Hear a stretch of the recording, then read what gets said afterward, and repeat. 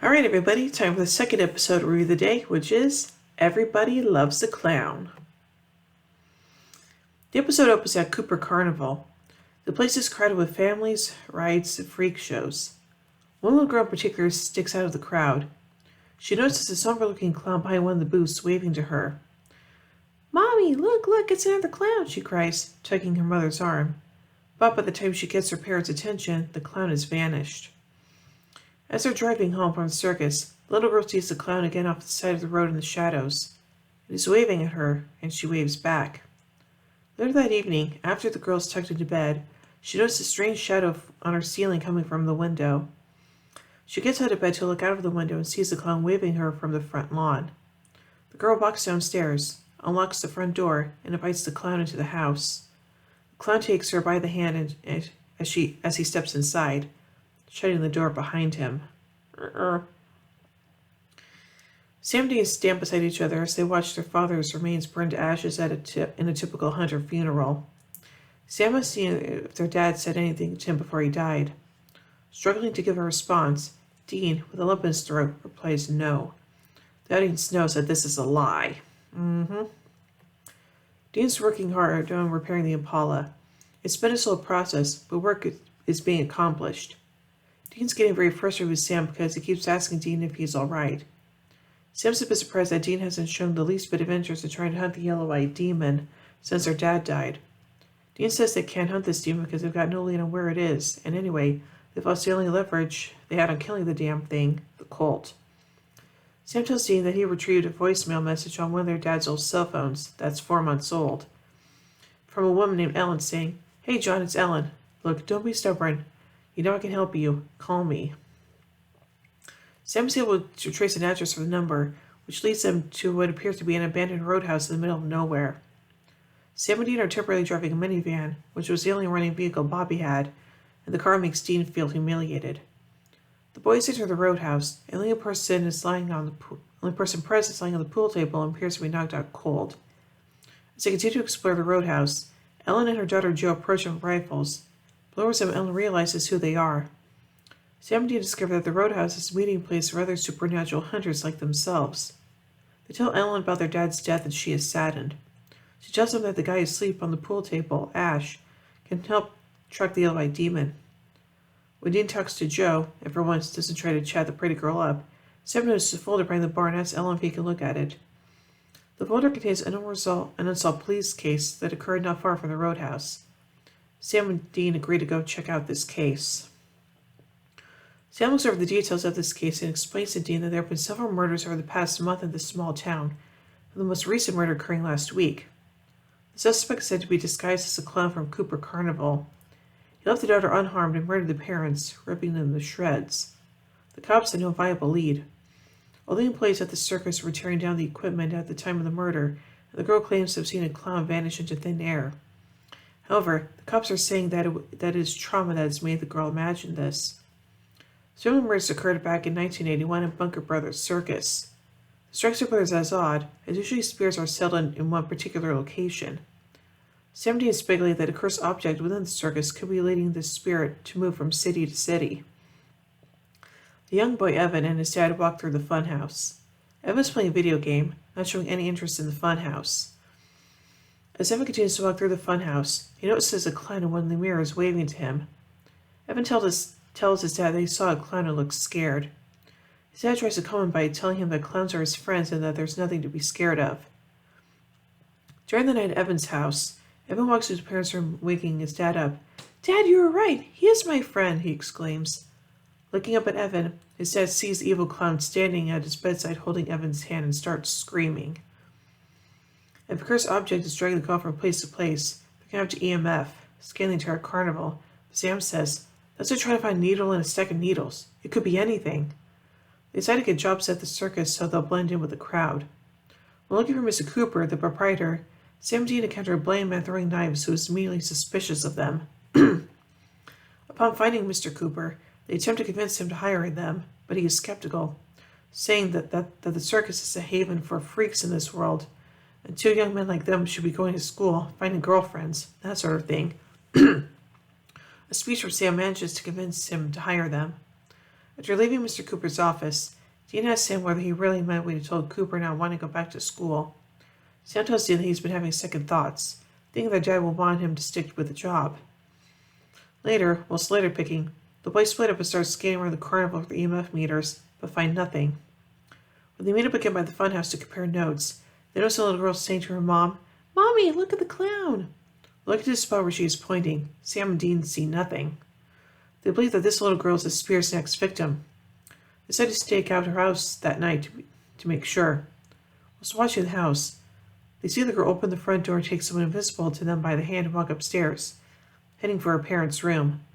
They manage to break into the house in time to stop the clown and fire a few rounds of rock salt at it, but the clown still manages to escape. The girl's parents, terrified and furious, drive them from the house. Sam and Dean ditch the minivan off the side of an empty road, fearing that the girl's parents saw their license plates. Sam confronts Dean about his strong silence toward their dad's death. Dean, very pissed off, again reiterates that he's okay and that the next person who asks him if he's okay is going to start throwing punches at. Dean finds aware that Sam spent his entire life fighting with John and he wants to do what he thinks John would have wanted. Dean says it's too little too late. Sam calls Ellen and asks her opinion on this killer clown. She says her best guess would be that it's a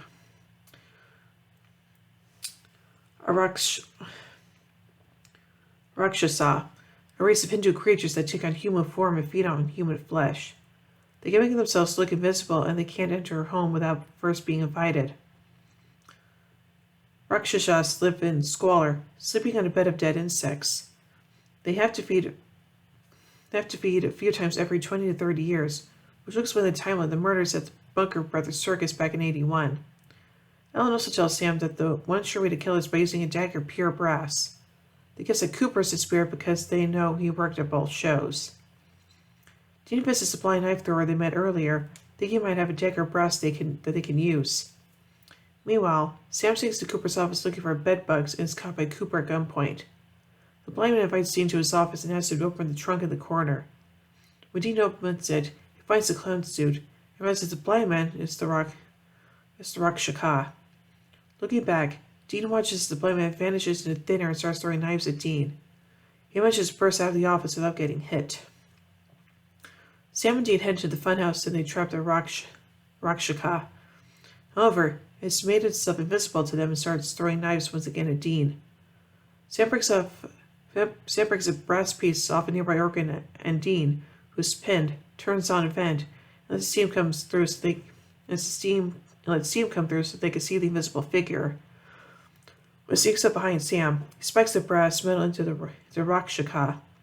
In the midst of all the steam leaving the room, we hear the Rakshaka scream as it decomposes into a pile of dust.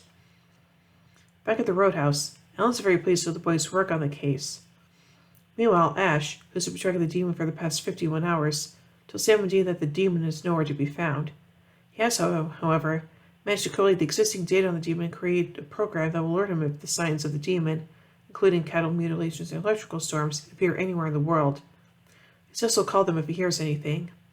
The Jonas Brothers asks him how he knew how to build the program, and Ash tells them he went to MIT before he was kicked out for fighting. She also tells Dean she'd like to see him again, even after he confesses he'd normally be hitting on her, but this is the wrong time, wrong place. Dean is once again working on repairing the Impala. Sam approaches him to apologize for trying to pick a fight with their dad the last time he saw him. For all he knows, their dad died thinking that Sam hated him. He also realizes that what he's doing is really too little and that it's too late to make up for the past. Sam says that he feels guilty as hell and that he's not all right. But he also says that neither is Dean. After Sam walks away, in the midst of the silence, Dean takes a crowbar and smashes the glass of the first door of one of the scrap cars. Then they pull his trunk with all his strength, finally releasing all the anger and emotion that was built up inside of him. So now let's take a look at some continuity surrounding this episode. This is the first appearance of Ash. This is the first appearance of Ellen Harvell. This is the first appearance of Joe Harvell. The Impala is still damaged from the previous episode. Dean is working on it. Sam and Dean give their father a hunter's funeral pyre. John died in the previous episode after making a deal with the yellow-eyed demon. This episode established Sam's phobia of clowns. And now let's take a look at some trivia surrounding this episode.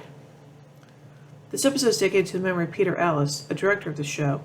Ellis died in April 2006. Everybody Loves the Clown is a reference to the song by Gary Lewis and the Playboys. The way John's funeral shot is a visual reference to the end of Return of the Jedi when Luke burns the body of his father, Anakin Skywalker. The rifle Joe Harvell threatens Dean with when the brothers first enter the Roadhouse is model 94-30-30 Winchester repeating rifle. A little nod to the boys if you know your weapons.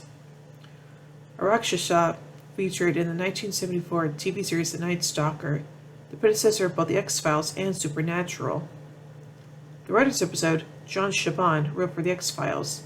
Ken Kramer, who plays Mr. Cooper, appeared in three X-Files episodes as different characters, and Chad Lindbergh, who plays Ash, also appeared in one episode. The town in which the Rakshasa first strikes in this episode is Medford, Wisconsin. Actor Jeffrey Dean Morgan is not credited as a guest star on the CW's official summary for this episode.